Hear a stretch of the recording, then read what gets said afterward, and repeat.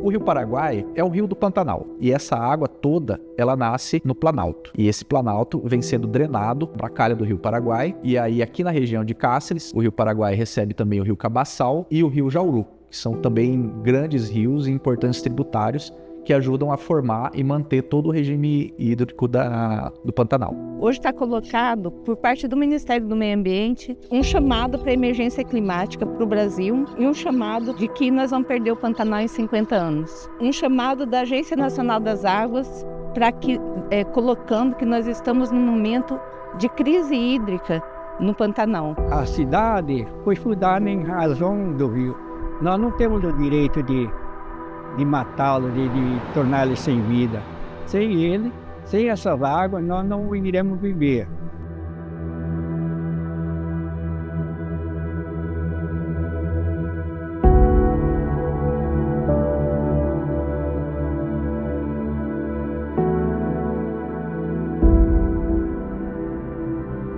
O Pantanal, ele fica situado numa zona de transição entre Amazônia e Cerrado.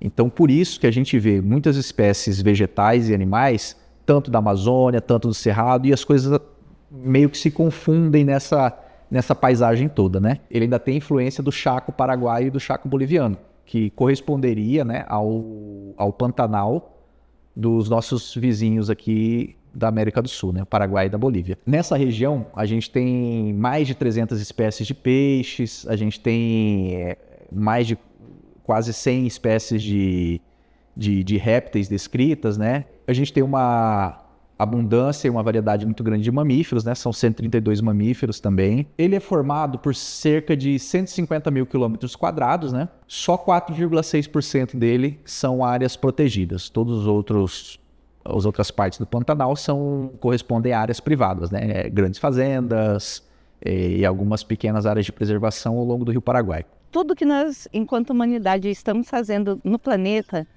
traz esse momento que nós chamamos de crise climática, de emergência climática, que em nível global também afeta esse rio. E esse rio, que é o Rio Paraguai, ele é afetado exatamente por ações que nós fazemos também no território. Se um rio nasce nas partes altas, né, tem as nascentes nas partes altas e essa água vem escoando, tudo que você faz na parte alta desse rio, desmatamento e o uso inadequado do solo ali na parte alta, traz as consequências diretas para todo o rio. E no caso do Rio Paraguai, traz as consequências para o Pantanal. Essas atividades predatórias em nível mundial traz esse momento que nós estamos vivenciando agora, de uma crise climática que nós nunca pensamos em viver nesse momento, desde já. A consequência disso é um rio seco, é um Pantanal seco em pleno novembro, quando geralmente você, nesse Pantanal que tem um poço de inundação, que é enchente, cheia, vazante, seca, o que está acontecendo é que ele não está enchendo. E pode ser que ele não passe pelo regime de cheia, como foi de 2023 para 2024. Nós não tivemos cheia no Pantanal. Então, aquele Pantanal bonito que a gente está acostumado a ver, né? Se não vê pessoalmente, como a gente tem o privilégio de ver aqui em Cáceres, a gente vê pelas imagens. E a perspectiva é que, se a gente não reverter esses processos exagerados de degradação desse território, é que a gente perca esse pulso de inundação. Não é que nós vamos perder todo o território, nós vamos perder só o Pantanal. Falar só o Pantanal parece ironia, né? Porque você tem a maior área úmida contínua do mundo.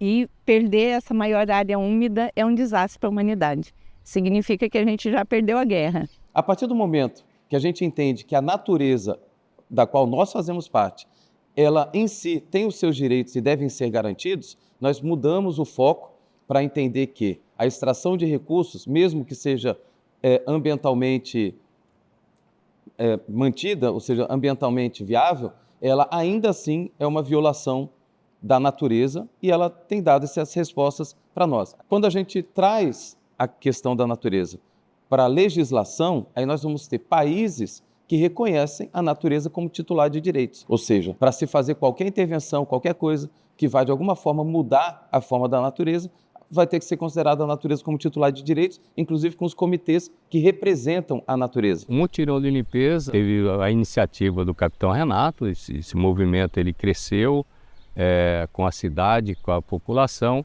e a gente criou alguns lemas, né? Aquela questão que você que usou o Rio Paraguai o ano todo para saciar o seu prazer, para pegar o seu peixe, ou para o seu trabalho, o outro, você tem o direito de doar um dia de serviço em benefício desse rio que também é seu. Eu vim para cá para servir. Isso foi em que ano, mais ou menos? Em 1986. Terminei meu tempo, completei os 30 anos de serviço, me aposentei e resolvi ficar aqui. Aí eu senti a necessidade de continuar contribuindo com a cidade que me acolheu. De acordo com a vivência da gente, nós observávamos que nós recebíamos muito turista que vinha de outras localidades, outros estados, e faziam aqui as grandes pescarias. Não havia a definição de tamanho de peixe, de cotas. E então eles vinham aqui e ficavam o tempo que fosse necessário até encher as câmaras frias, né? E aí que ia embora. Levavam o que nós tínhamos de mais precioso, os peixes nobres, e deixavam para nós o lixo. As entidades educacionais, as entidades, as organizações, aproveitar o mutirão de limpeza, esse trabalho dessa ação coletiva, de todas essas pessoas retirando, vamos acompanhar e através dessa movimento, vamos desenvolver alguns projetos de educação ambiental, olha, tendo referência o lixo, por que isso está acontecendo. Só que, infelizmente, ao longo desses anos, eu posso aqui colocar, não tem acontecido isso. Então a gente às vezes até recebe crítica, mas de novo, eu só vou no lixo agora se vocês me derem combustível. Muitas vezes a gente chega até no empresário, eu vou dar o que aconteceu comigo agora. Eu cheguei no empresário, a gente pedindo doação, que a gente faz a correria da petição, porque a gente precisa ter uma infraestrutura organizacional, aí eu passo peroba e vamos lá, né? Então ele vai fazer isso. Ele fala, mas isso aí não tem muito a ver, não sei o que tem. Eu falei, o senhor tem sim. O senhor vende um produto que é saco de lixo. O senhor vende que são sacolas plásticas. O senhor vende tudo isso. Aí o senhor fala que o senhor não tem muito a ver. Tem, porque o senhor está estimulando as pessoas a levarem. Cada um que vem aqui que compra e sai com a sacola plástica, essa sacola vai para o rio. E para Cáceres, ter a natureza reconhecida como titular de direitos traria grandes benefícios. Para quem? Para toda a humanidade, mas principalmente para os cacerenses. Porque tudo que é produzido em Cáceres, tudo que sai de Cáceres para o mundo, passaria a ter um selo de que é produzido em uma cidade onde a natureza é titular de direitos. Isso nos deu até referências, quando foi da discussão, internacionais, nacionais, de toda a mídia ligada à ecologia, e foi muito benéfico naquele momento. Diga-se de passagem, um texto que ficou muito melhor do que outras propostas que haviam sido apresentadas antes e até mesmo de outros municípios, que nós conseguimos encaixar que realmente na lei orgânica do município, que é a lei maior que tem no município, na cidade, a natureza ficasse como titular de direitos em todas as legislações que fossem ser discutidas depois. Uma coisa interessante para falar sobre esse movimento é que ele, sendo popular, tendo adesão de muita gente do Brasil, né, de fora do Brasil, conseguiu atrair a atenção para Cáceres como sendo uma cidade pioneira, a primeira do Pantanal a reconhecer os direitos da natureza. E em Cáceres ficamos felizes de conseguir a aprovação por unanimidade com a assinatura de 10 vereadores, dos 15 que são da casa, e fizemos a aprovação. Infelizmente, por uma coisa que é patente, influência do Sindicato Rural de Cáceres, mandou um ofício para a Câmara. Vejam bem, o Sindicato Rural, que é uma instituição representativa de classe, de pecuaristas, mandou um ofício para a Câmara dizendo que a lei promulgada já seria inconstitucional. Claro que isso causa muito espanto. Mesmo assim, esse ofício foi recebido. Na mesma sessão em que ele foi lido, foi apresentado um projeto de lei revogando a lei que nós havíamos aprovado.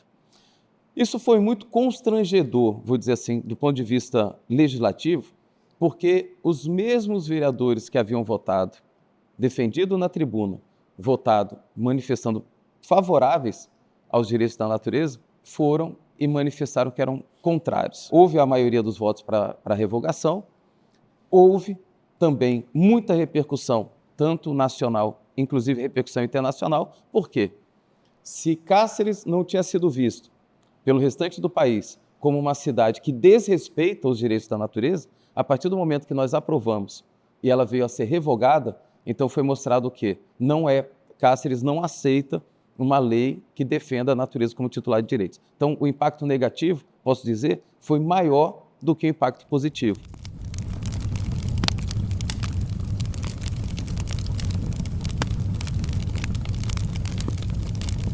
Eu não preciso dizer, na verdade eu acho que eu preciso dizer o óbvio, né? As queimadas elas impactam negativamente toda a biodiversidade, todo o ecossistema pantaneiro, né? Quando você queima uma floresta, você acaba fazendo com que essa floresta perca todo o serviço que ela presta. De modo grosseiro, seriam os serviços que a natureza prestam pra gente para que a gente consiga sobreviver. Então, por exemplo, qualidade do ar, temperatura, umidade do ar, umidade do solo, que isso vai influenciar nas pastagens, nas lavouras, na criação de gado, quantidade de água, também vai influenciar todo o setor agropecuário, né? Um outro ponto também muito importante que a gente não pode deixar de desconsiderar é o efeito dessa fumaça em cima da população. A gente teve esse ano, no dia 13 de setembro, a maior nuvem de fumaça cobrindo o Pantanal, né? O Pantanal anoiteceu às 4 horas da tarde. Então todo aquele material particulado, ele foi aspirado por pessoas. Dentro dessa perspectiva, a gente teve um aumento muito significante nas internações por problemas respiratórios, principalmente em Cáceres. A sociedade ela tem a capacidade de trazer respostas. Ela pode trazer respostas em políticas públicas, mas ela pode trazer respostas fazendo o inverso do que degrada.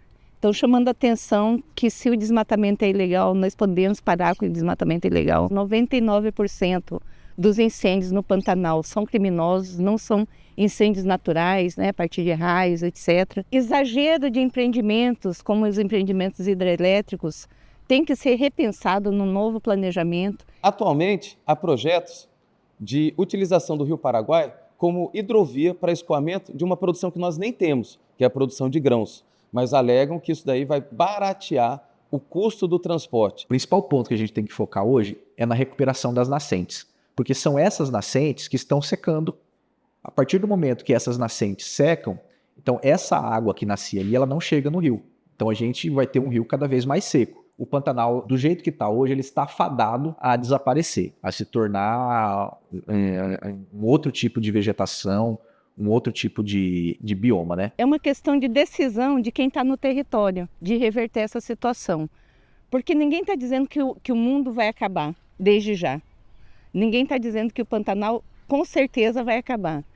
Ele não vai acabar se a gente reverter a situação que está posta aqui. Ele só vai ser destruído, só vai ser um rio vendido, um rio perdido, se nós não pararmos com esse processo que nós construímos até o momento. Se continuarmos nesse nível, poluindo os rios nas áreas urbanas e degradando todo o território do entorno desses rios nas áreas rurais, certamente cada vez vamos ter menos água aqui no Rio Paraguai. E com certeza a gente tem chance de não ter Pantanal no futuro.